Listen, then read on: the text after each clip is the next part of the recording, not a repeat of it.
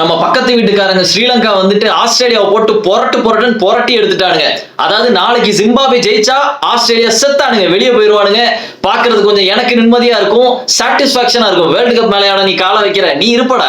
அதுக்கப்புறம் அது மட்டும் இல்ல, இன்னைக்கு 10 நிசங்கா வந்துட்டு ஃபுல் ஃப்ளோ ஸ்டேட்ல இருந்தது நான் என் கண்ணால பார்க்க முடிஞ்சுச்சு. ஆஸ்திரேலியன் ஃபீல்டர்ஸ் எல்லாம் ஓடிக்கிட்டே இருக்கானுங்க. அதாவது இதுதான் ஹியூமிலியேஷன்.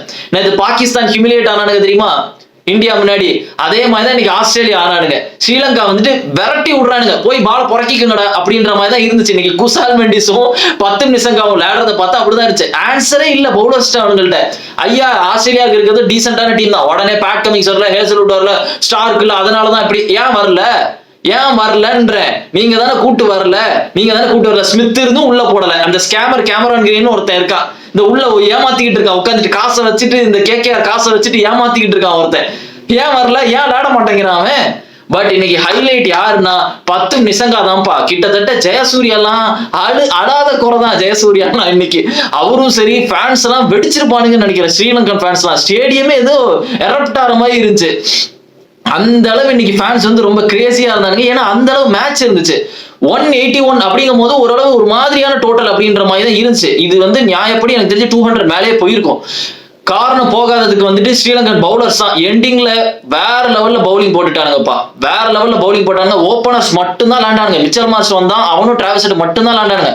டிராவிஸ் ஹெட்லாம் அந்த தீக்ஷனா ஓவர்ல 5 4 அடிக்கும் போது ஐயோ பிடிச்சிருவானுங்க போல ஆஸ்திரேலியா, நீ முடிச்சிட்டானுங்க ஸ்ரீலங்கா அப்படிலாம் நினைச்சேன். ஆனா Sri Lanka said no. Kusal Perera out ஆனா ஐயா ஆரம்பிச்சானுங்க ஸ்ரீலங்கா அப்படின்னு நினைச்சேன். அதுக்கப்புறம் நிசங்காவும் குசால் மெண்டிஸும் நின்னாங்க பாத்தீங்களா, அவ்வளவுதான்டா. 10 நிசங்கா இன்னைக்கு ஆடின ஷாட் எல்லாம் வந்துட்டு ஃப்ரேம் போட்டு வைக்கலாம். இந்த எலிஸ் பால்னா ஒரு 2 6 அடிப்பான், ரைட் லெஃப்ட் வைப்பான் பாருங்க, வேற லெவல்ல இருக்கும்.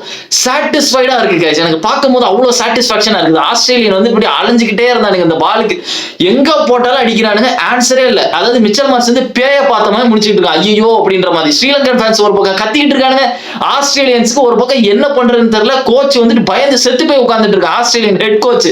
பாக்குறதுக்கே நல்லா இருக்கு. நாளைக்கு டிவியை போட்டு ஆஸ்திரேலியா உட்கார்ந்து இருப்பானுங்க, எப்படியாவது ஜிம்பாப்வே தோத்துறணும்னு.